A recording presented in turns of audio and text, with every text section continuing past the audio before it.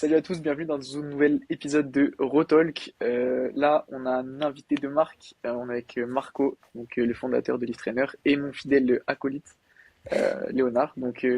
Marco, je te laisse dire bonjour à tout le monde et te présenter rapidement. Bah déjà, merci les gars pour votre invitation.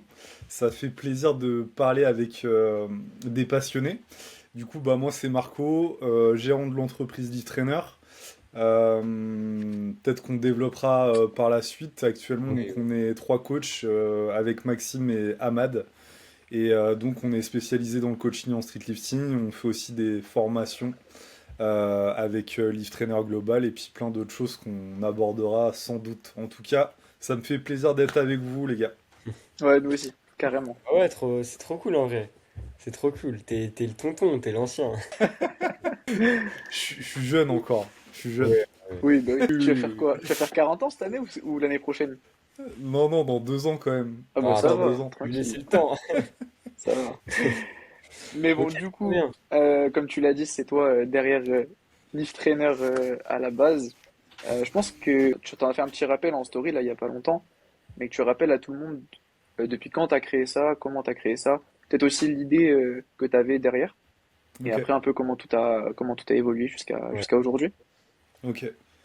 En fait, je m'intéresse au domaine de la musculation déjà depuis 2008-2009.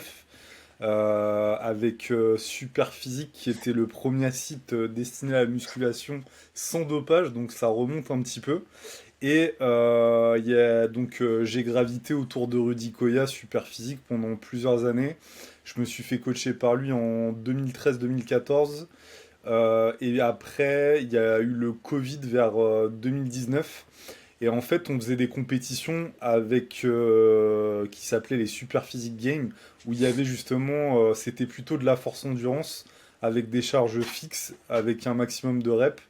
Et il y avait déjà des tractions max rep à 20 kilos, des dips à 32 ou 35, je sais plus. Et il y avait du front squat, etc. Et donc il y a eu le Covid, et ce qui a fait qu'il n'y avait plus du tout ces compétitions, en fait, se sont terminées. Il n'y a plus jamais eu par la suite. Et donc il a fallu que je trouve une alternative pour toujours me challenger, puisque l'aspect musculation esthétique, on va dire, j'étais allé un petit peu jusqu'au bout, ça m'intéressait plus tellement et j'étais plutôt attiré par l'aspect performance.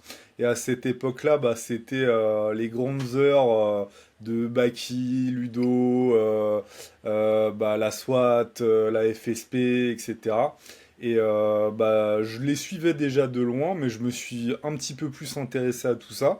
Et en fait, naturellement, j'ai glissé tranquillement vers le street lifting, puisque bah, je faisais déjà des tractions, des dips, etc. Et donc j'ai commencé à pratiquer en 2019. Et, et puis j'ai commencé à coacher mes premiers athlètes en 2021. Donc ça remonte un petit peu maintenant déjà. Et j'ai vraiment lancé le projet Lift Trainer comme vous le connaissez aujourd'hui en juillet 2022. Donc ça fait plus de 3 ans et demi. Et donc l'idée en fait m'est venue simplement du fait qu'à l'époque il n'y avait absolument pas de coach spécialisé en streetlifting. Moi je suivais beaucoup ce que faisait Flo Marek à Mm. l'époque, qui était un petit peu en transition, qui s'était testé un petit peu au streetlifting, etc. Et j'essayais vraiment de choper des infos par rapport à la méthodologie, la technique, etc. Et vraiment, à l'époque, ça peut vous sembler étonnant, mais il y a peut-être, ouais, il y a 4 ans, il y avait absolument rien du tout Ouais. par rapport à ça. Donc, c'était vraiment le désert complet. Et moi, je me suis dit, bah, je vais me lancer là-dedans et je vais, on va dire, innover et proposer des choses qui n'ont jamais été proposées jusqu'à maintenant, parce que c'est des trucs que bah, j'aurais aimé voir et j'en suis sûr qui vont être utiles à des personnes comme moi. Et finalement, bah, en parallèle, à cette époque-là, je travaillais à Basic Fit en tant que coach indépendant. Et puis, en fait, très vite, ça a fonctionné. Le coaching, puisqu'au bout de 6 mois, j'aurais déjà pu vivre de ça à 100%. Et puis, en fait, j'ai quitté Basic Fit au bout d'un an. Et depuis, je vis à 100% du street lifting. Donc voilà, et là, bah, au début, il n'y avait pas beaucoup de compétitions. C'était que des compétitions au niveau national ou des petits rassos, des petits trucs comme ça. Toi-même, tu sais, Coco, Ouais. à Basic Fit Saint-Seb, Ah, c'est le là où on s'est premier, rencontrés, hein. ouais, bah ouais, le premier assaut avec Noah. Ouais, Et du coup, bah, ça remonte, hein. Ça remonte de fond. On dirait que c'est hier, mais ça date quand même déjà un peu. c'est passé Et, vite, hein.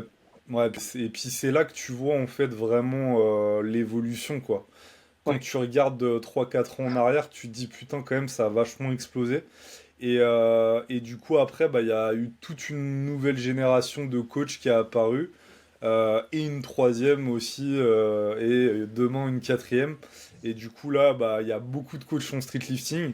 On va dire que j'ai eu la chance en France d'être le premier en fait vraiment spécialisé là-dedans, quoi. Et moi, je Ok. me souviens parce que du coup, donc on va dire que tu es là vraiment la première génération de street lifters, puisque tu as commencé vraiment au tout Je tout suis début. pas, je suis pas vraiment enfin moi en tout cas, je me considère pas comme la première génération. Pour moi, la première génération, elle a 10 ans au moins de street Ok, lifting. Même si c'était Hmm. pas vraiment du street lifting qu'ils faisaient avant, c'était ouais, plutôt ce qu'ils appelaient ouais, du set and rep Ouais, lesté. bah les mecs de la France, Euh, principalement, c'est ça. ouais, ouais, ouais, avec aussi la all bars, Ouais, ouais. etc. Et pour moi, c'est eux les pionniers du street lifting, quoi, en Hmm. ouais, c'est vrai. France. Et après, il y a eu, on va dire, la version moderne du street lifting bah, depuis Covid en vrai, à peu Ouais, près, depuis ouais, 2020, 2021. Ouais. 2021, ouais. Mm. Et donc, moi, je suis dans le street depuis ouais, 2021 aussi. Et c'est vrai qu'il n'y avait aucune information, à part Flomarec, où tu pouvais récupérer quelques infos. Moi, je me souviens, je sais pas si c'était le premier ou un des premiers en tout cas, mais tout le contenu pédagogique que tu as fait, pour moi, ça a vraiment été game changer pour le street en France, parce que tu as vraiment donné et communiqué beaucoup d'informations très très importantes au plus grand nombre, et bah, ça a motivé plein de gens aussi à faire du contenu pédagogique comme le tien. Je pense que au-delà bon, du développement de l'IFRER, etc., je pense que cet élan-là était vraiment très important en France. Et après, il y a eu aussi le fait que tu sois impliqué dans la FNSL Grand Ouest, où tu as aussi été le moteur de l'expansion, on va dire, régionale du street. Donc, quelle idée tu avais aussi derrière cette implication? C'était peut-être de rendre le street plus accessible à tout le monde? Ouais, c'est ça. En fait, en 2023, donc, je lance FNSL Grand Ouest. Et donc, c'était la première interrégion qui a existé au sein de la FNSL. Et bah, vraiment, il y avait un manque, en fait, puisque toutes les compétitions étaient nationales. Donc, Mm. en fait, c'était très élitiste. Et je considère que ça l'est encore aujourd'hui, beaucoup moins.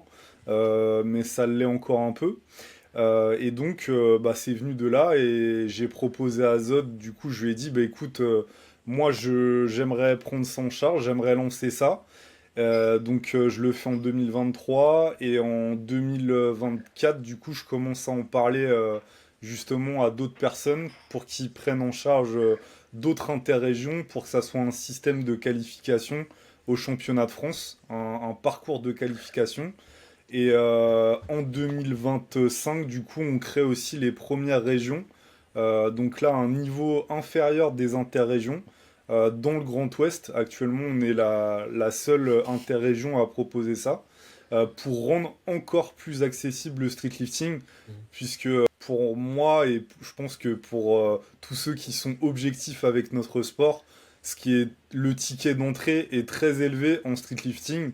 Et le muscle up est souvent le frein, le très très grand frein de l'entrée dans ce sport.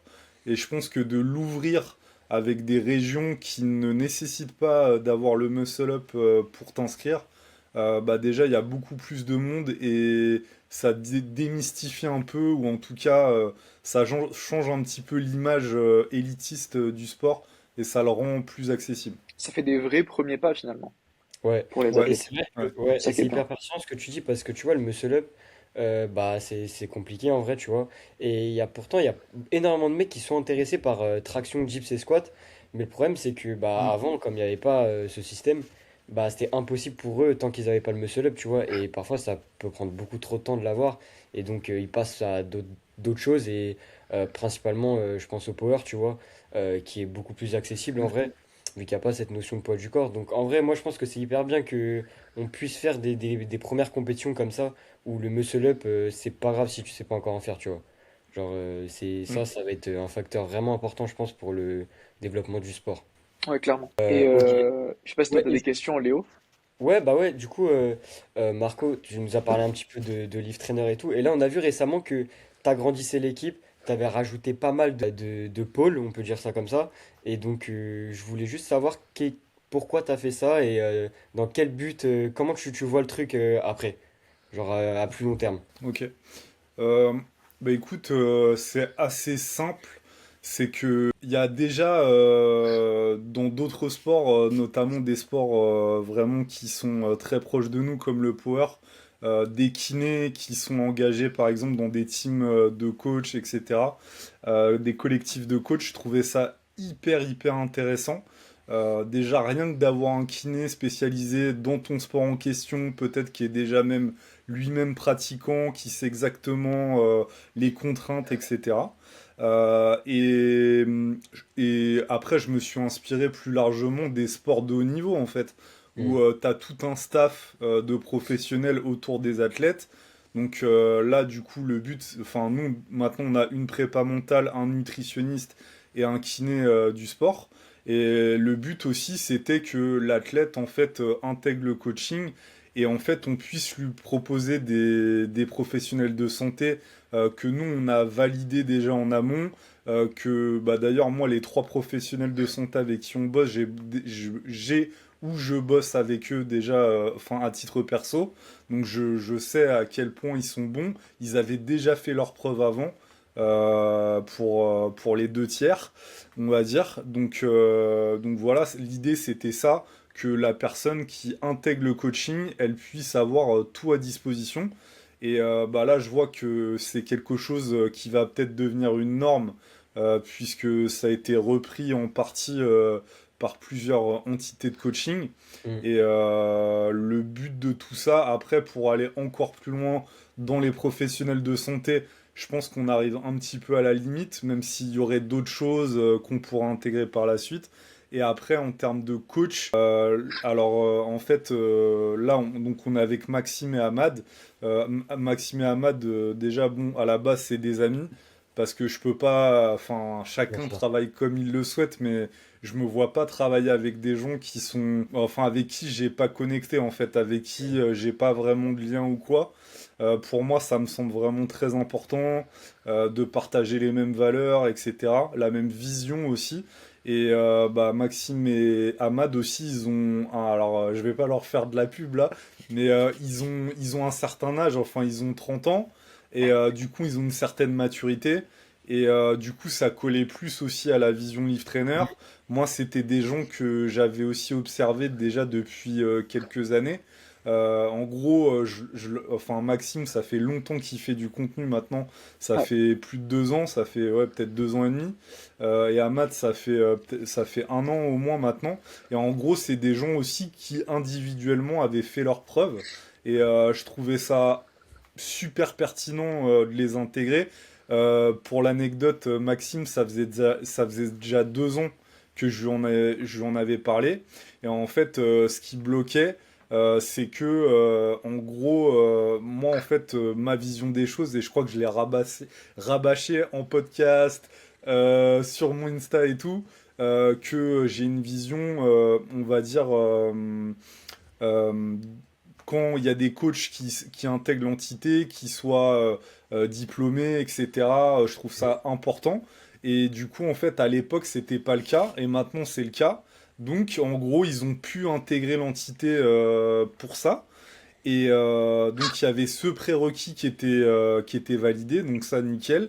Il y avait leur expérience qui s'était déjà faite eux-mêmes. Ils avaient aussi déjà une très bonne base de coachés, parce que je trouve ça très intéressant qu'on démarre potentiellement aussi d'être à plusieurs, parce que comme ça on se donne de la force et tout. Mais j'étais pas dans cette dynamique-là à l'époque. Enfin, à l'époque, c'est du coup au mois de juin, enfin ouais, on va dire mai-juin.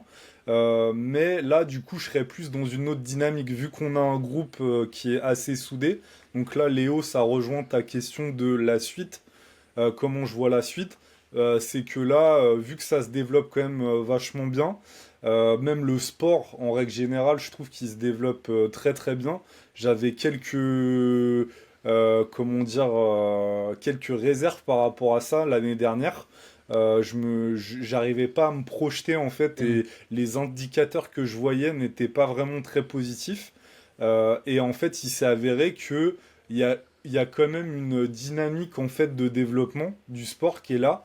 Bah, du coup, il y a quand même des changements positifs, il y a plus de pratiquants. Voilà, donc le but, ça serait de former potentiellement, justement, et de se servir de notre centre de formation de coach pour faire émerger peut-être des coachs qui sortent du lot, etc. Et de se servir un petit peu de ça pour justement étoffer l'équipe. Et là, du coup, je peux même le dire aujourd'hui, mais nous, ce qu'on souhaite là, c'est recruter une femme parce on trouve ça important. Déjà, rien que dans l'équipe, d'avoir une vision féminine, je trouve que ça peut rajouter quelque chose en plus, déjà rien que par rapport à ça. Et je trouve que une femme parlera toujours mieux aux femmes qu'un homme. Voilà, donc ça aussi, je trouve que ça peut rajouter quelque chose en plus.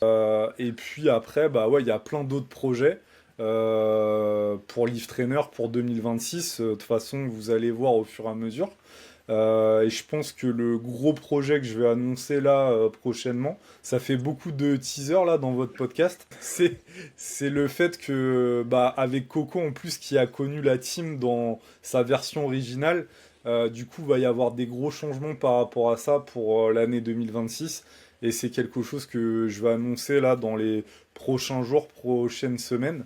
Donc Ok. et à la fin d'année aussi, il y a un gros projet qu'on fait. Et cet été aussi, il y a un gros projet qu'on fait. Donc voilà, il y a plein de projets pour 2026. Et ce qui est génial, et je pense que vous devez le vivre aussi à deux avec Léo, c'est que bah, en fait, vous apportez des visions différentes, vous avez des idées, vous faites des projets, et en fait, vous brainstormez à deux. Et en fait, carrément, même l'autre, des fois, te donne des idées que tu Mm. n'avais pas forcément, etc. Et en fait, pareil, ça crée une dynamique positive de développement. Et en fait, ça te met dans un mood. Là, franchement, avec l'équipe, on est dans un mood. Enfin, de ouf, tu vois. Enfin, genre, je me suis jamais senti aussi bien et aussi, on va dire, fort au niveau du business, dans la vision entrepreneuriale, si je devais être précis. Parce que bah, c'est des mecs qui collent à la vision et tout. Et ça, je trouve ça aussi hyper important. D'ailleurs, le conseil que je pourrais donner, c'est cool de s'associer, mais associez-vous avec des gens qui ont la même vision et qui vibrent aussi à la même fréquence que vous. C'est hyper important pour pas que vous soyez la énième entité de coaching et que Mm. vous soyez vraiment un truc bah, béton et tout. Et c'est hyper important, quoi. Bah ouais, c'est hyper intéressant là ce Ok. que tu dis Bah, parce que c'est c'est. vrai. Bah du coup là tu t'es associé avec Max et Ahmad et en vrai ça se voit dans le contenu que vous faites que en fait bah, vous entendez grave bien et que c'est pas en mode juste une association Ouais. business tu vois. On voit que c'est vraiment des mecs qui sont alignés et même si parfois il y a des désaccords on le voit un petit peu dans vos une populaire opinion bah malgré tout vous restez alignés sur le principal et en vrai en tant que bah moi je sais que je regarde un peu le contenu et tout et ça se voit de ouf et en fait, ça donne envie de faire confiance à ces mecs-là, tu vois. Tu vois, c'est pas juste des mecs, ils ont fait ça parce qu'il fallait suivre la foule, tu vois. Donc, ouais, hyper Mm. cool. Bah, hâte de voir la suite, en vrai, là, t'as bien teasé. On verra tout ça. Ouais. Et du coup, ça t'a donné Ouais, un nouvel élan, même en tant que. Ouais, du coup, exactement. en tant qu'entrepreneur. Ouais.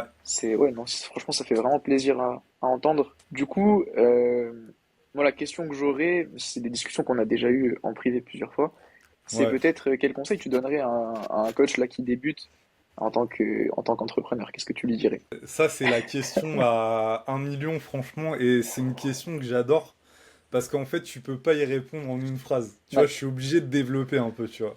Et c'est un truc qui me passionne, et parce que, bon, déjà, moi, je l'ai vécu, et justement, bah, avec Lift Trainer Global, on a aussi la suite de Lift Trainer Global, qui est vraiment la formation, le tronc commun. Et en fait, ensuite, là, depuis la fin d'année 2025, on propose un accompagnement pour les coachs. Et d'ailleurs, c'est un truc qui, pour l'instant, est en strict. Et je me demande si je vais pas l'étendre peut-être un peu plus loin parce que je vois pas forcément ça en power, par exemple. Mm. Et ça pourrait aussi être utile. Et donc, c'est vraiment, bah, ça fait partie aussi de mon métier aujourd'hui. Donc, l'accompagnement des coachs. Moi, je dis toujours, bon, déjà, vous avez pas, comment dire, vous n'êtes pas allé dans la niche. Déjà, où vous allez vous faire le plus d'argent, parce que ouais, des fois, ça, c'est vraiment un moteur, genre en mode, c'est vraiment la carotte au bout du bâton, tu vois. Faut dire ce qu'il y a, hein, l'argent, c'est ce qui fait tourner le monde aujourd'hui, et ça serait hypocrite de penser le contraire, ou de le dire. Et donc, voilà, déjà au niveau de l'argent, vous n'êtes pas sur une niche qui a elle-même beaucoup d'argent, puisque la plupart des streetlifters ont la vingtaine, ne sont peut-être pas aussi dans le monde du travail déjà, sont pas actifs. Et donc déjà, il va y avoir des problématiques qui vont se poser, et donc vous allez devoir vous adapter à cette niche. Donc déjà, ça, faut en avoir conscience. Si vous êtes avant ça, avant même ça, si vous n'êtes pas passionné par ce que vous faites, vous pouvez déjà arrêter tout de Mm. suite ce que vous êtes en train de faire. Parce qu'en fait, vous irez nulle part. Je suis désolé de vous le dire. Même si vous êtes un bosseur ou quoi, mais si vous n'avez pas la passion derrière, je pense que vous allez très très vite abandonner. Donc ça, et je dirais bah, la patience, ça va aussi avec la passion. Je pense que quand on est passionné, on a plus de chances d'être patient, forcément. Parce que Mhm. peut-être qu'au début, on n'attend pas forcément des retours et on se dit, bon, de toute façon, ça arrivera quand ça arrivera. Et bah, moi, je parle beaucoup justement avec un pote qu'on a en commun tous les trois, qui est Greg Tesco. Salut Tesco. Et en fait, pour moi, Greg, il est l'exemple parfait du coach aujourd'hui en streetlifting qui se donne les moyens de réussir. Donc je te le dis aujourd'hui en podcast, frérot. Je te l'ai dit en direct déjà. Mais en fait, donc pour prendre son exemple, parce que je trouve qu'il est très parlant, en gros, il a charbonné pendant 2 ans à fond. Et c'est que au bout de 2 ans que ça a vraiment commencé à prendre. Et la petite anecdote, et il m'en voudra peut-être pas pour lui voler, mais avant que ça décolle, il a même pensé à arrêter. Donc en fait, c'est parce qu'il a continué qu'aujourd'hui il réussit. Donc bon, ça fait truc un petit peu motivateur et entrepreneurial un petit peu à la con. Mais en fait, c'est tellement ça. Et si vous voulez des résultats tout de suite, bah vous vous trompez. Et même si vous faites tout bien aujourd'hui, en fait, vous n'aurez pas des résultats instantanément. Faudra du temps pour que les gens apprennent à vous faire confiance, sachent qui vous êtes, etc., etc. Et cetera. Et tout ça, c'est des processus qui mettent du temps. En fait, vous pouvez pas arriver sur un marché du streetlifting comme ça en claquant des doigts et ça va marcher du jour au lendemain. C'est pas vrai. À moins que peut-être vous soyez champion du monde. Et encore, je suis même pas sûr que ça fonctionnerait comme ça aussi vite. Mais je pense qu'il faut inspirer confiance, faut beaucoup donner avant de recevoir. Et en gros, faut être dans le partage et faut être passionné par ce qu'on fait. Sinon, ça fonctionne pas. Je pense qu'il y a d'autres métiers dans l'entrepreneuriat qui peuvent fonctionner si vous n'êtes pas forcément passionné, je pense. Mais là, le sport, le streetlifting, qui est vraiment une toute petite niche, je pense que c'est même pas la peine, quoi. C'est pas la peine. cent pour Bah, cent d'accord. bah, je pense. Ouais, pareil. Je pense qu'on peut retenir, C'est c'est que si vous voulez pas faire ton beaucoup kiff. d'argent facilement, faut pas faire ça, faut pas faire du coaching en street Ouais, lifting, non. et qu'il faut persévérer. En vrai, c'est ça, hein, c'est qu'il faut Ouais, vraiment prendre le temps, et ça se construit, et un peu dans la douleur, hein, parce que là, de toute façon, c'est tellement saturé aussi le marché, il y a tellement de coachs que ouais. ça devient compliqué. Ouais, le problème, Bah, comme tu c'est. l'as dit, ouais, vas-y. Non, non, vas-y, Léo, vas-y, Ouais, vas-y. non, en fait, c'est ça. Le problème, comme tu l'as dit, c'est que bah, c'est un public jeune, tu vois. Donc, ils sont pas souvent dans la vie active. Et donc, bah, ils ont pas souvent les finances qui vont avec. Et à côté, bah, il y a de plus en plus de coachs. Donc, en fait, le truc, c'est que c'est pas du tout la niche la plus optimale pour faire beaucoup d'argent, tu vois. Et quand Ouais, bien même tu veux faire de l'argent dans cette niche, t'es obligé d'être passionné parce que tu pourras pas avoir la patience. Ça se verra en plus. Clairement, ouais. Les gens, maintenant, ils sont plus bêtes, tu vois. On voit quand un mec le fait, on voit ses intentions, tu vois. Donc, je pense que, ouais, faut vraiment kiffer ça. Et comme tu dis, ouais, ça prend du temps, en vrai, hein. ouais, ouais, c'est ça. Et en fait, bah justement, depuis 2021, ça fait pas 10 ans, mais même Coco, je pense qu'ils pourront témoigner. Mais on en a vu passer des coachs en street lifting. Ouais, Franchement, moi j'en ai vu des dizaines et des dizaines commencer. Ils étaient à fond. Et les mecs, ils arrêtent du jour au lendemain. Tu les revois plus en fait. Ou ils font un autre truc. Mais donc, en fait, je pense qu'il y a. Et ça, on en a parlé peut-être en off avec Coco, je sais plus. Mais en fait, pour moi, en 2000, fin 2024, je trouve qu'il y a eu un pic, en fait, où justement la discipline, elle a explosé. Et en fait, ouais, je pense qu'il y a eu une sorte de ruée vers l'or, où il y a eu beaucoup de gens qui ont cru que bah, c'était le nouvel Eldorado, le street lifting. Et il y a beaucoup de coachs qui se sont lancés là-dedans pensant que voilà c'était open bar et en fait ils se sont mangés un mur parce que en fait c'est tellement particulier comme niche, c'est tellement bah, niché que ça fonctionne pas comme ça en fait.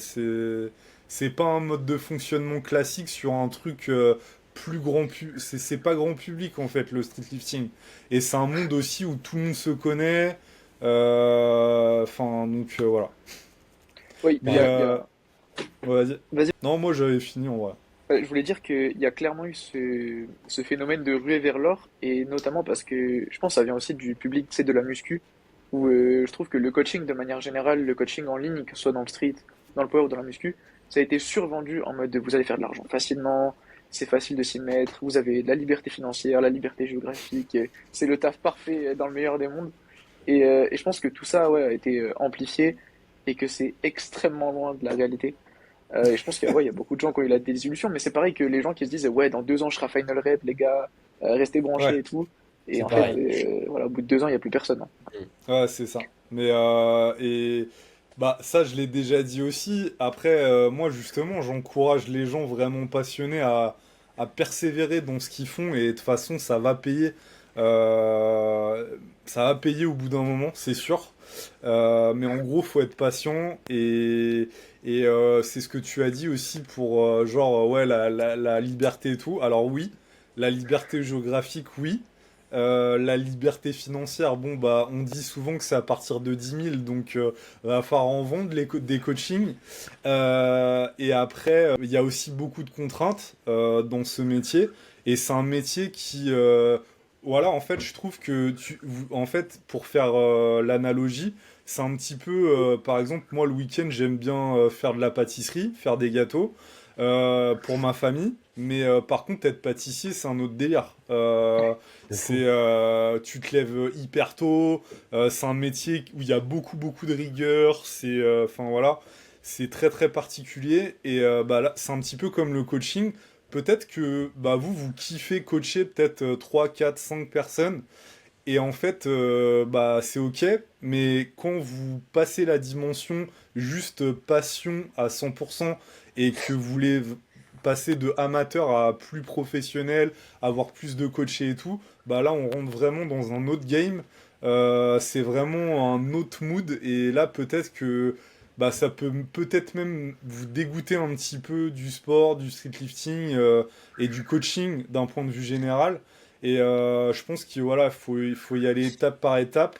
Et Et donc, ouais, si vraiment vous voulez en faire votre métier, bah forcément, ça va impliquer des contraintes. Et moi, je pense, tu vois, Coco, moi j'ai une théorie là-dessus, et Léo aussi, c'est que, en fait, je pense que quand la personne, le nouveau coach, ou même l'athlète, tu prenais l'exemple de l'athlète qui veut faire final rep au bout de 2 ans, c'est que quand il va se confronter à trop d'obstacles ou trop de contraintes, c'est ça qui va faire que il va arrêter en fait, parce que pour lui en fait, il est pas calibré comme ça.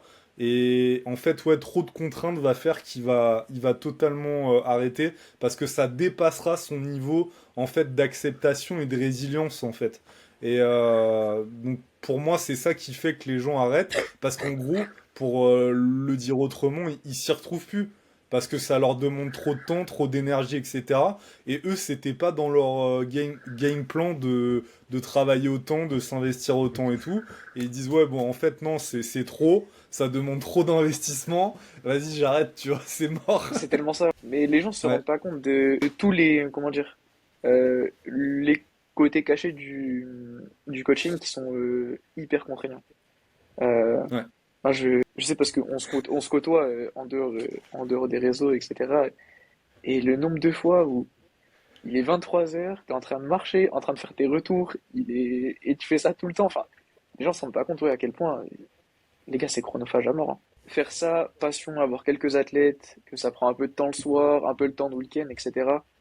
On ressent la passion, et dès qu'il y a, je pense aussi le chiffre de ah, je dois en vivre, ça enlève, la passion et ça met beaucoup de, pas de stress, mais un impératif qui est moins compatible et auquel on se rend pas compte quand on fait ça uniquement par plaisir. On se dit, ah, ça me fait un petit complément de revenu, c'est sympa et tout. Mm. Ça a rien à voir de passer à 100% là-dedans. Et ouais, après, il y a tous les à côté cachés. Je sais pas si toi, t'en vois d'autres, à part le fait que ce soit extrêmement chronophage. Ouais, ouais, bah tiens, pour vous parler d'un cas concret, là, je pense qu'aujourd'hui, je vais finir de travailler à, je pense, ouais, 1h30, 2h du matin, comme tous les dimanches. Parce que les dimanches, c'est le jour où je travaille le plus. Bah, vous vous en doutez pourquoi. Parce qu'on met à jour les programmations le week-end. Et du coup, bah, le samedi, je profite en famille. Et le dimanche, c'est là où je travaille le plus. Et ou sinon, après, bon, ça, c'est peut-être quand vous avez un peu d'athlètes, c'est les déplacements aussi, ça peut vite devenir Ouais, contraignant. Parce qu'il y a des week-ends entiers que vous passez à gérer des matchs, etc. Donc, même si vous êtes jeune, que vous n'avez pas forcément de famille, d'enfants ou quoi, ça peut devenir quand même contraignant. ouais. Et d'un point de vue financier aussi, c'est un coût parce qu'il y a toujours le logement, il y a le déplacement, il y a la nourriture sur place. Et donc, du coup, tout ça, il faut l'anticiper. Donc voilà. Et si je pouvais rajouter un truc aussi, c'est quand vous coachez, même quand vous débutez, ne bradez pas le prix de vos coachings, puisque dans votre coaching, justement, on intègre aussi tous les prix, enfin le budget dédié à la gestion de match, donc le Ouais. logement, le déplacement, etc. Ok. Il est de Attendez, retour. attends, juste, j'ai eu un bug de code de ouf. Ok, là c'est Et bon. c'est aussi, je rebondissais sur la question d'avant. Quel conseil t'as donné pour un coach qui se lance? C'est aussi pas brader ses prix parce que bah, il va se rendre compte qu'il va vite pas s'y retrouver s'il fait des coachings vraiment à pas cher. Je pense que c'est peut-être bien pour vraiment, vraiment au tout début, pour genre les 3 premiers coachés peut-être ou des trucs comme ça, pour avoir des retours clients, des choses comme ça. Mais après, faut vraiment pratiquer les vrais prix, quoi, parce que sinon, Moi, c'est le même vous, problème, hein. en fait, même vous, vous allez pas, ça va vous saouler, quoi, au bout d'un Ouais. Il moment. faut. Et même, Ah, moi, si je te même, disais à combien sont mes anciens athlètes, Tu m'as déjà dit, mec. c'est vrai? mais, Mais oui. mais par rapport à cette notion de brader les prix, en fait, ça c'est problématique pour les deux parties, tu vois. Parce que d'un côté, le Mm. coach, bah, il pourrait être moins impliqué et en vrai, a raison, parce qu'en vrai, c'est un peu humain, tu vois. Bah, y a pas, enfin, si le mec il est pas hyper passionné, bah, forcément, il pourra peut-être être moins impliqué parce qu'il reçoit pas grand-chose. Et de l'autre côté, Ah, l'athlète, comme il paye pas grand-chose, bah le mec, il n'y a Tu pas m'entends, vraiment de Marco? pression et il attend pas forcément de résultats, il fait pas forcément tous les Ah, je crois efforts que c'est moi qui ai nécessaires, tu bugué vois. là. Alors que si le mec, il paye vraiment, bah là, il sera en mode, ok, j'ai payé, faut vraiment que je fasse les efforts pour que ça marche, tu vois. Donc je pense que brader les prix pour les deux parties, c'est le truc le moins bon à faire, tu vois. Ouais, Après, ouais, carrément. c'est ça. Ouais, au début, pourquoi pas, tu vois. Coco, tu m'avais dit là où t'en es, et moi, c'est un peu la même Vous galère, tu m'entendez? vois. Parce que, ouais, Ouais. Ok, c'est bon. ouais, du coup, Coco, toi, on parlait de brader les prix. Et en fait, moi, je suis un peu aussi dans cette même situation que toi parce que les mecs avec qui tu commences où c'est très peu cher, et bah, quand ils restent avec toi et que toi, t'as de plus en plus de monde, bah, c'est difficile de leur faire augmenter le truc, tu vois. Donc, bah, c'est là qu'il y a des mecs qui payent 3 fois plus, mais tu dois donner autant de temps aux deux personnes, tu vois. Donc, parfois, ça peut être un peu complexe. C'est pour ça que je pense qu'il faut pas trop se mettre dans cette galère et tu l'as hyper bien dit, Marco, en vrai. Mais Clairement, ouais. clairement, clairement. Bah, du coup, Coco, tu voudrais enchaîner sur des sujets un peu plus axés street lifting. Je sais pas si t'en avais, dis-moi. Moi, j'ai un truc qui fait un peu hybride Ouais, entre on va dire, l'aspect entrepreneurial, entité life trainer et quelque chose de plus concret au sport. C'est du coup, tu as fait énormément de contenu éducatif, etc. Est-ce que tu as vu qu'il y avait des conseils en particulier qui étaient particulièrement pertinents? Tu t'es dit, vraiment, les pratiquants en avaient vraiment besoin. Parce que je sais pas, il y a un, deux, trois tips où tu t'es dit ça. Vas-y, comme Alors, question. ouais, c'était après au tout début, parce qu'en fait, maintenant, il y a tellement eu de réels éducatifs que, bon, il y a ce qu'il faut. Mais je pense que les plus gros game changers au niveau réel éducatif, pour moi, c'était, je m'en rappelle encore, j'avais fait, et je l'envoie d'ailleurs encore à des coachés, un réel que j'avais fait sur le bracing. Et je crois qu'en street lifting en France, j'étais le premier à parler du bracing. Il y avait ça. Et après, il y avait plein d'autres choses. Après, tiens, ça, c'est un truc, je sais plus si je l'ai déjà dit. Mais en fait, moi, au début, je me suis largement inspiré de ce qui se faisait à l'international. Parce que par contre, en France, il n'y avait rien. Mais à l'international, il y avait déjà des trucs. Notamment en Allemagne avec Mika Schulz. Et bah, je me suis quand même beaucoup inspiré au début de ce qu'il faisait. Et après, très vite, bah, j'ai pris moi mon indépendance, on va dire éditoriale et tout. Et puis j'ai aussi identifié des problématiques. Et après, je me suis plus du tout inspiré de lui.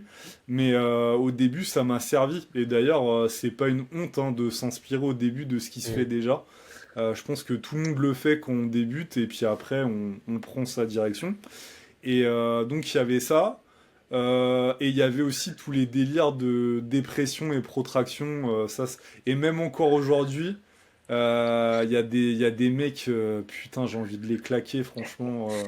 Non, mais qui parlent de trucs, ouais, faut limiter, nanana. Ouais, non, la protraction et la dépression. En fait, c'est ce que je dis, en fait, parce que ces réels-là, je les ai beaucoup refaits pour les mettre à jour et en fait encore plus nuancé ce que j'avais déjà dit.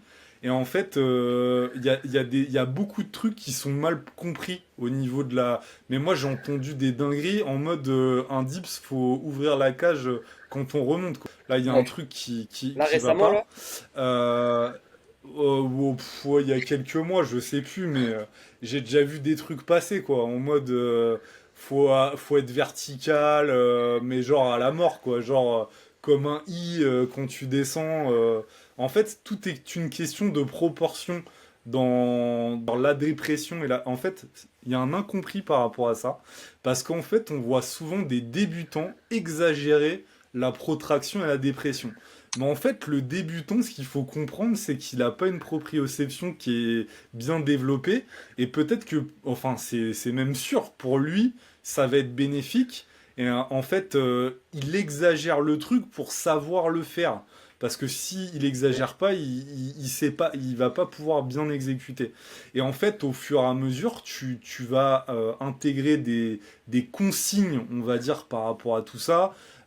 Et notamment, moi, ce que je dis toujours, c'est faut faire gaffe à l'intention au niveau de la flexion de buste, de hanche, et aussi à cette flexion de hanche. Et en fait, quand tu descends, il y a, vous savez, le dips portefeuille et d'ailleurs, je trouve que nous en France, on est quand même assez propre au niveau de la technique par rapport à des pays un petit peu plus de l'Est où ils en abusent énormément de ce dips portefeuille et ils sont toujours hyper border sur la depth de hanche et tout.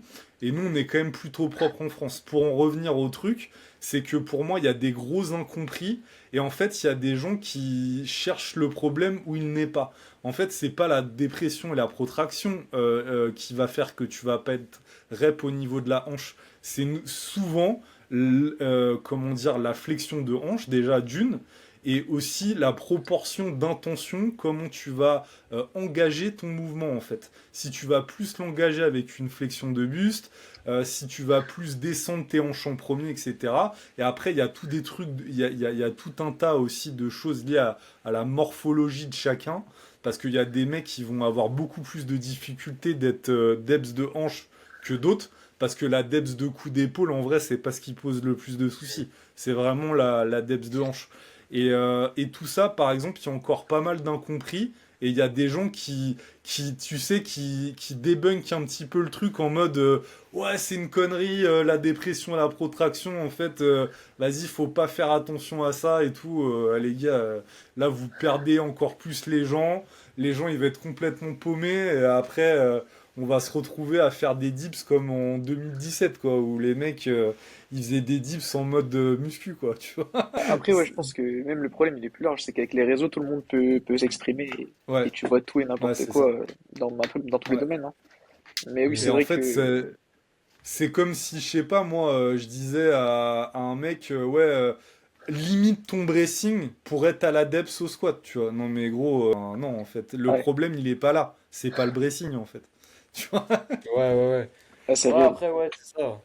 Bah ouais, le truc c'est que maintenant, en fait, comme quasiment tout a été dit, les gens ils sont obligés un peu de se réinventer et du coup ils vont dans des, peut-être qu'ils le pensent même pas les trucs qu'ils disent, tu vois.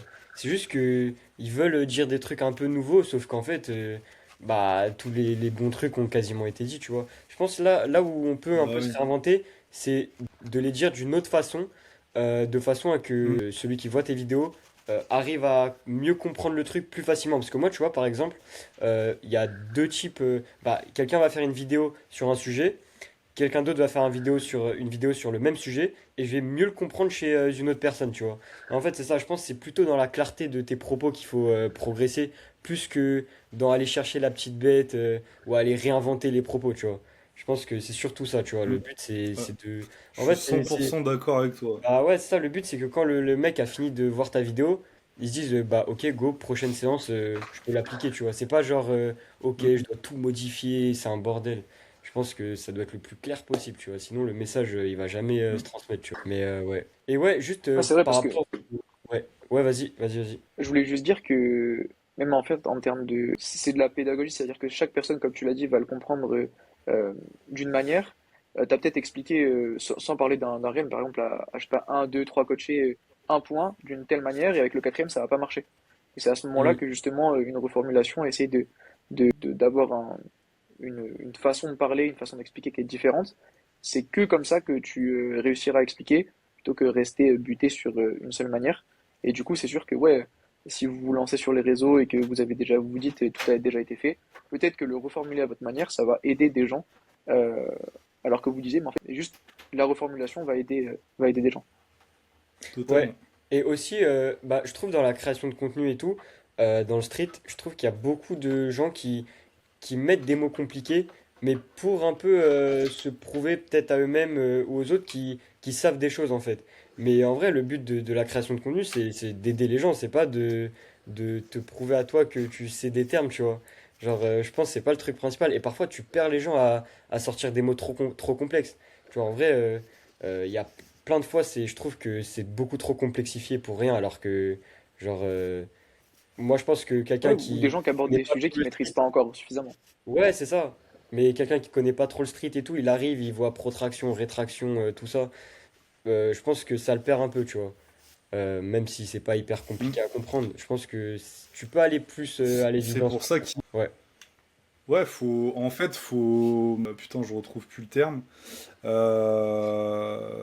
Mais oui, faut simplifier ses propos et faut en fait trouver des formulations qui vont parler au plus grand nombre. Hmm. Et après, en fait, ce que tu fais en coaching, c'est que par exemple, si un mec il est déjà bien avancé, il s'est déjà bien éduqué par rapport au streetlifting et tout, tu peux, on va dire, lui dire des mots un petit peu plus poussés, un petit peu plus spécifiques. Et puis, par exemple, le complet débutant, c'est clair qu'une protraction, une dépression, il va pas trop comprendre ce que c'est, donc il va falloir lui l'imager ce que c'est une protraction, une dépression. Et là, du coup, bah, on en revient à la pédagogie et à savoir en fait transmettre les consignes le plus clairement possible et aussi s'adapter au public en fait. Et c'est pour ça, Léo, moi je suis complètement d'accord avec toi. Et moi je pense que tu vois, par exemple, dans la création de contenu, en tout cas ce que nous on essaie de faire, c'est faire des contenus qui vont parler à vraiment la masse, tu vois, vraiment le plus grand nombre, et peut-être aussi de temps en temps Hmm. faire un réel sur vraiment pour les puristes, tu vois, vraiment les mecs qui sont vraiment à fond et qui vont comprendre tous les trucs et tout. Et comme ça aussi, tu parles un peu à tout le monde, ça convient à tout le monde, et puis voilà, Ouais, c'est tu vois, ça. ça... Moi, nous, c'est comme ça qu'on voit les choses, quoi. Au niveau de la création de contenu, en tout De cas. toute façon, de ce qu'on voit là récemment avec que ce soit Max, avec toi, Ahmad et tout, moi je trouve que bah c'est hyper clair en fait, tu vois. Je pense Mm. que là, un mec qui connaît pas trop le street, qui regarde vos vidéos, je pense qu'il est pas là, je pense qu'il va comprendre assez rapidement les notions, tu vois, parce que c'est très Ouais, clarifié en fait, tu vois. Et c'est ce qu'il faut en vrai. bon, là-dessus, on est d'accord de ouf. C'est quand qu'on Euh, n'est pas d'accord, les- On avait essayé avec Maxime de pas Moi, être je, d'accord, on n'avait pas réussi. moi, je veux le sujet qui fâche, là. Non, T'en as plein, Léonard? en vrai, Marco, moi j'ai un truc, peut-être qu'on va pas être d'accord. En Vas-y. fait, juste, j'essaie, si tu pouvais un peu plus nous expliquer, parce que tu le fais, genre le statodynamique au squat. Ah, Ok, ah Le ouais, double dans ma pause. variation tertiaire. Je sais pas ce que tu ouais. fais ouais, exactement. Moi, j'aimerais plus comprendre pourquoi tu l'as fait et un peu dans quel but, puisque moi, je j'adhère pas trop à cette Ok. variation, pour être Ok, honnête. bah alors attends, déjà faut savoir que je la fais à moi et je pense de tous mes coachés là de mémoire comme ça, j'en fais faire à une seule personne et en fait donc il y a plusieurs raisons donc pour recontextualiser donc j'ai 3 squats semaine et sur mon squat tertiaire donc c'est le plus léger de la semaine et en fait je mets 3 variations dessus et je mets un tempo sur l'excentrique, je mets une pause en bas et je mets une pause Ouais, stato à mi-montée. Et en fait, c'est pour travailler vraiment bah, tous mes défauts techniques à la fois. Enfin, à la fois. En fait, mon plus gros technique aujourd'hui, c'est vraiment j'ai un sticking point, un ouais, au point milieu, dur à là. mi-montée. Ouais. Et c'est ça qui me démonte mon squat sur vraiment des hautes intensités. Et du coup, avec le stato, je le fais. Et en fait, le fait aussi de faire enfin, de l'excentrique sur la descente, bah déjà, tu peux pas mettre aussi. Déjà, il y a 3 variations que tu peux pas mettre très lourd, déjà de base. Et en fait, moi, c'est vraiment un squat qui est très léger et c'est vraiment un squat technique à fond. Et il m'arrive aussi des fois de perdre un petit peu la tension en bas.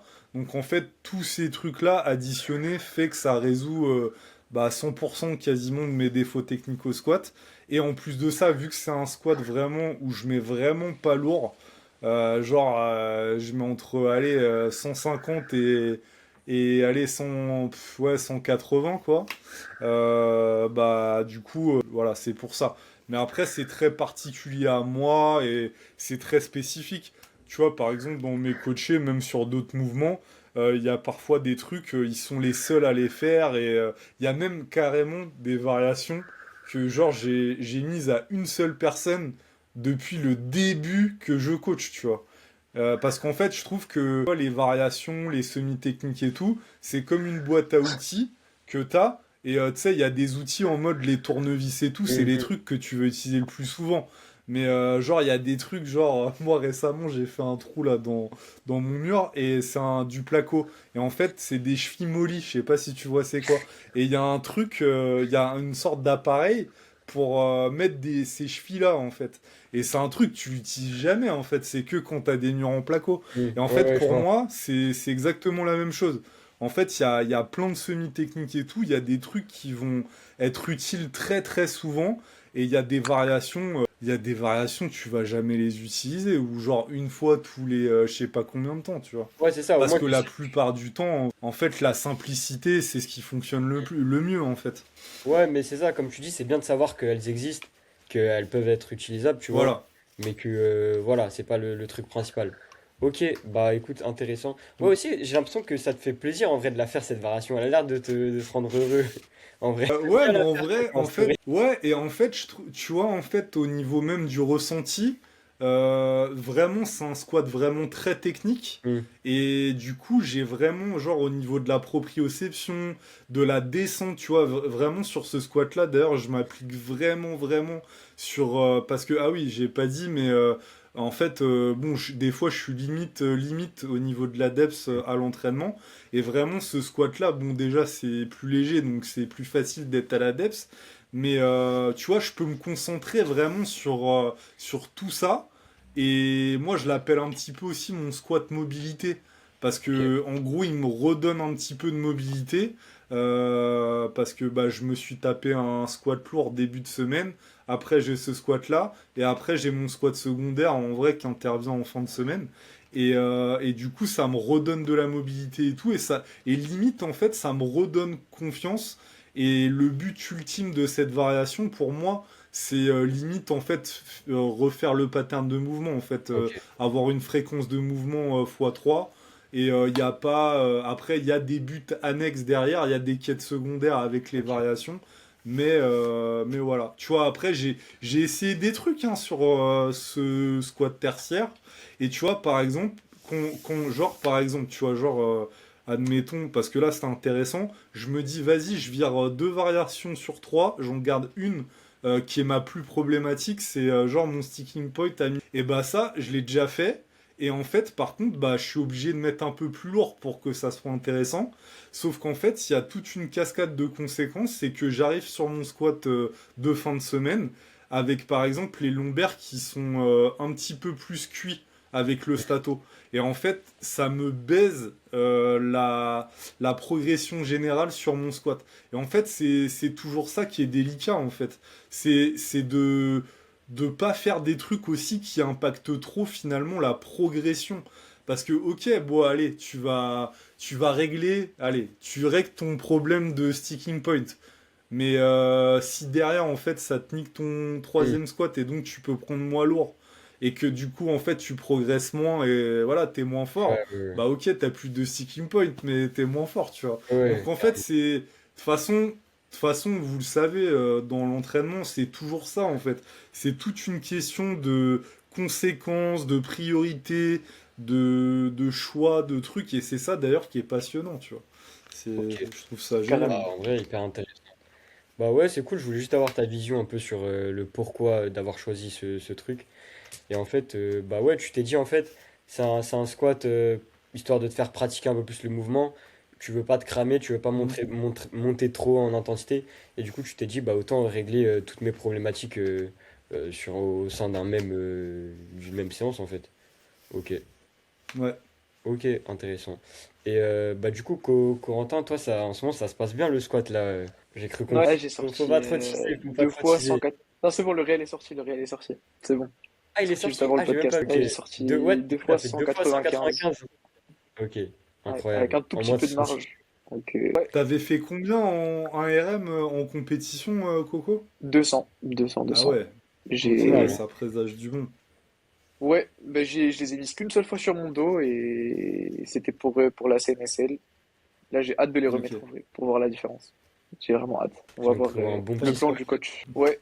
Après, Ah, là, je vais avoir un c'est bien. problème, c'est que j'ai les partiels, ça tombe hyper mal. Ça tombe sur la semaine 4, pas de ce bloc-là, mais du bloc suivant, donc je sais pas comment je vais me démerder.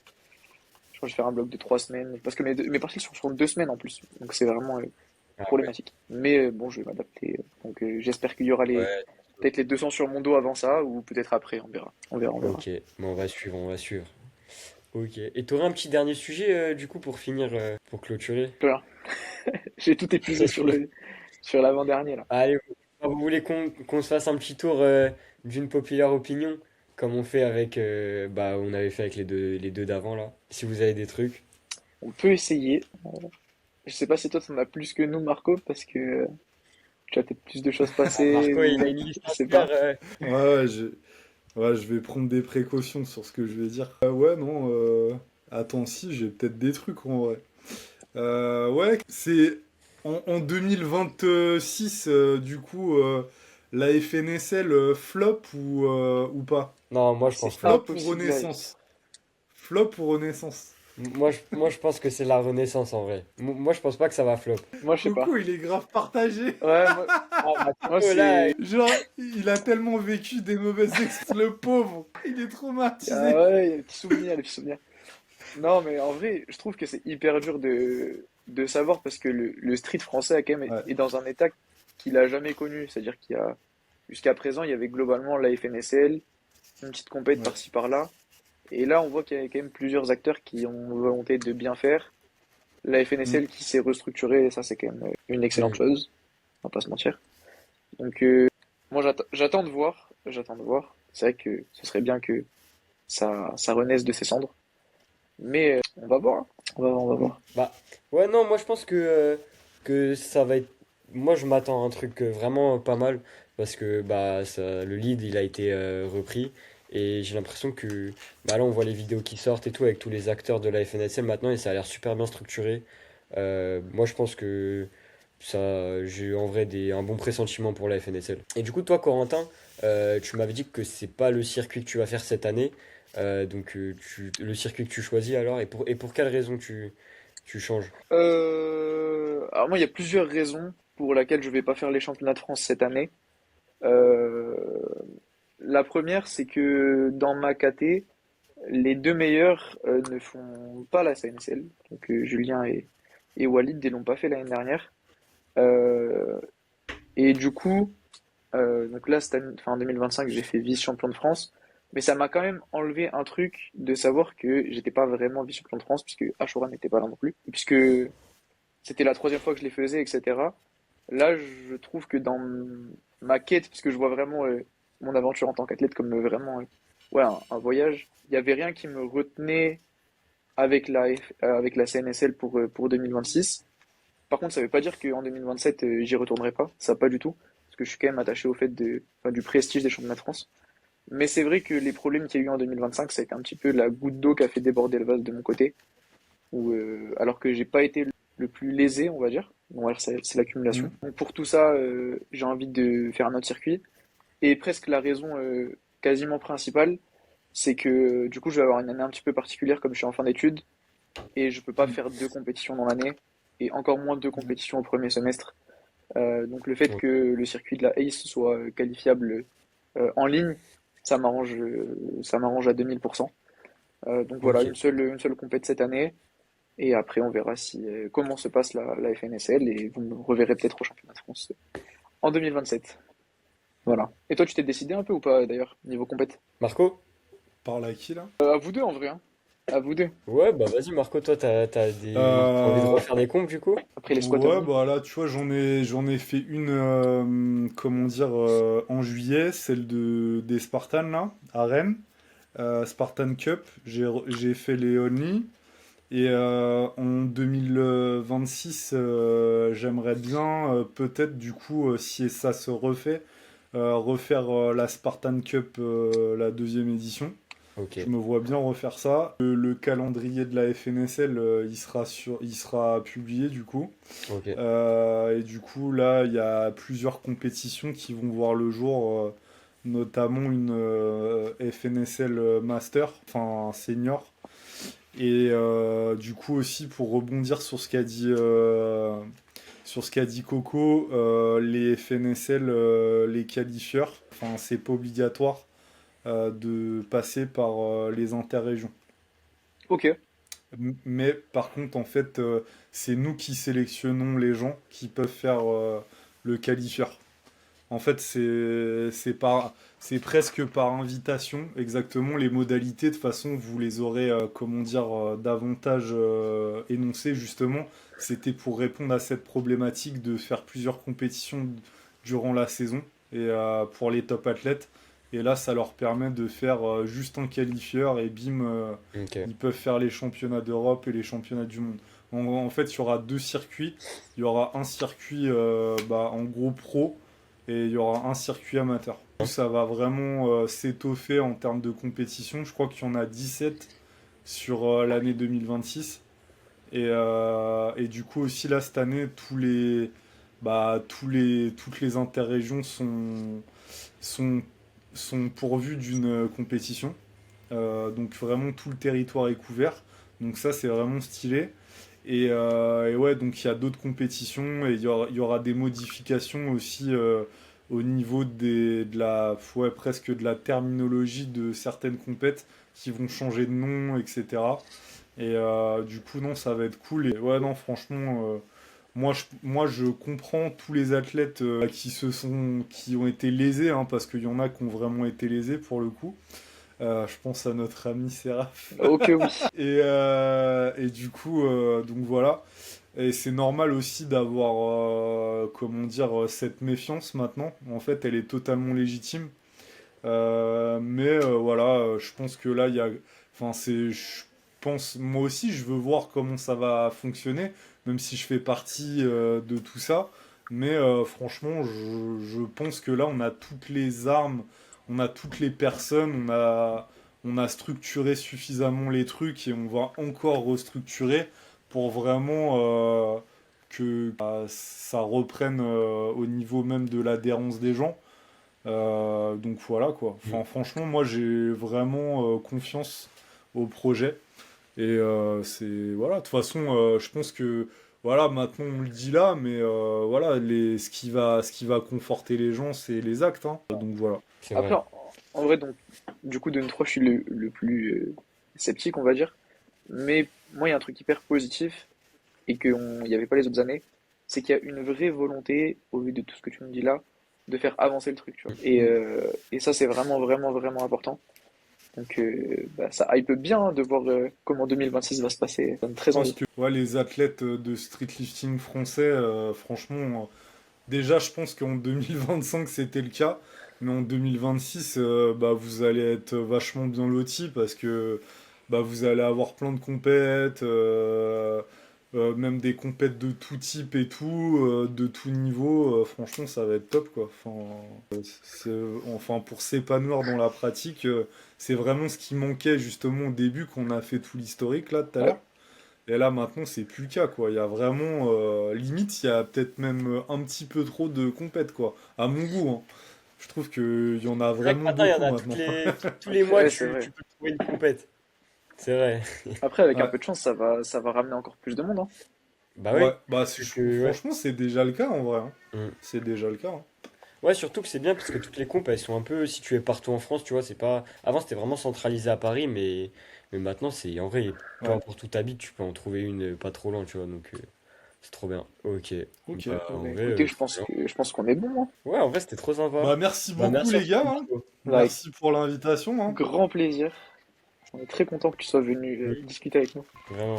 Bah moi aussi, franchement ça m'a fait plaisir. Et du coup, Marco, où on peut Ouais. te retrouver, toi, sur les réseaux, si on veut commencer un suivi avec vous? Bah sur le Instagram Live Trainer, c'est là où on poste le plus. Ok. Après, il y a le YouTube Live Trainer aussi.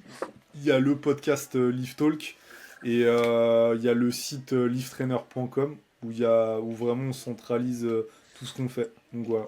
Et Live Trainer Global. Et Live Trainer Ouais. Global sur Instagram. Ouais. Bah voilà, les gars, vous avez Voilà. tout là pour commencer le street de la meilleure des façons. Carrément. Merci les gars. Et merci encore de l'invitation. Pas de souci, Bah, Marco. avec grand plaisir. Bah, on vous dit à la semaine prochaine. Si vous voulez retrouver Léonard, c'est sur son compte Insta, BSP Street Lifting. Et pour moi, c'est Yes. Atteindre du BSL. Et à la semaine prochaine.